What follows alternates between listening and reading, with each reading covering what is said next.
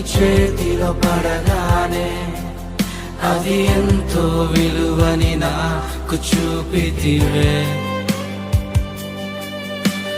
జీవమే లేని నాలోని జీవమును నింపుటకు నీ జీవితాన్నే తారబోసితివే.